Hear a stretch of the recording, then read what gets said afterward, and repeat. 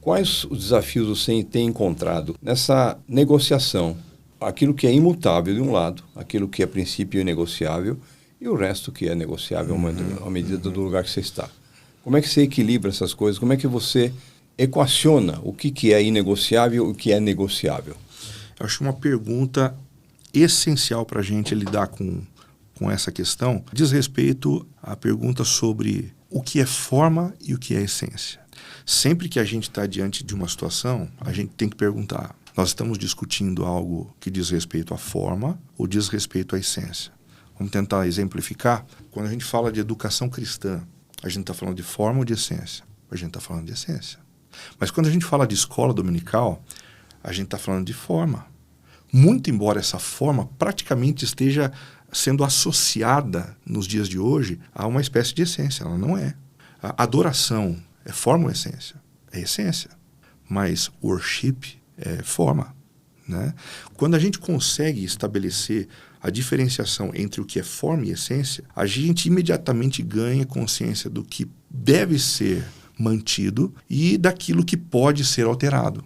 Tudo que é essência tem raiz nas Escrituras, de tal forma que se eu abro mão da essência e eu deixo de ser igreja, eu não posso abrir mão. Mas todo o restante, quando eu digo assim, eu digo na maior radicalidade do termo.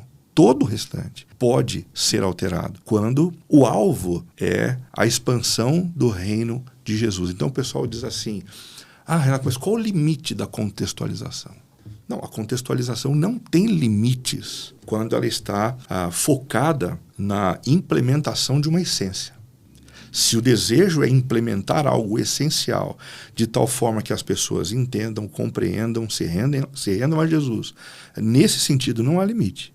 Isso ilustra claramente como o nosso meio cristão tomou de empréstimo palavras que significam a mesma coisa. Porque a tradução para o inglês de adoração é worship, a tradução para o português de worship é adoração. Eu entendi o que você quis falar no sentido de que a adoração é o conceito bíblico de adoração. E o estilo chamado worship, já virou um estilo musical. Esse estilo é formato, é forma. Como melhorar essa discussão sem cair na mesmice dos termos emprestados? A gente não consegue fugir de um mergulho profundo nas Escrituras, né? Se tem havido confusão hoje em dia entre forma e essência, não é porque as pessoas não são inteligentes, é porque as pessoas não têm teologia. Elas não têm um mergulho profundo nas Escrituras. Quando a gente vai, por exemplo, incentivar a plantação de uma nova igreja, o primeiro exercício, Carlos, que a gente faz é chamar o candidato à plantação e pedir para ele que ele escreva a sua eclesiologia.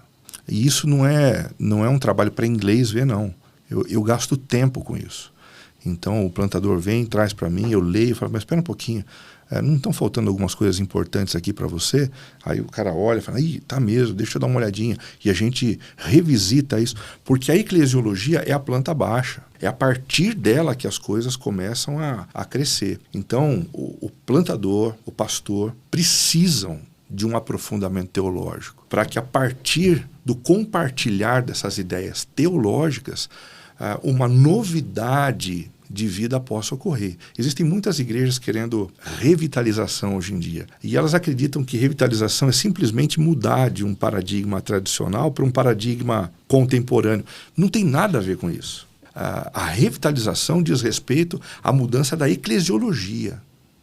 O que Deus me mandou ser, no lugar onde Ele me colocou, a partir dos irmãos que eu tenho ao meu lado. São essas três coisas: potencialidade, compreensão bíblico-teológica, a compreensão do contexto histórico e geográfico e a compreensão da minha própria comunidade. A observação dessas três coisas me leva a considerar o DNA da minha igreja local. E aí surge a discussão sobre o tipo de música, aí surge a discussão sobre o tipo de roupa, sobre o formato do auditório e assim por diante.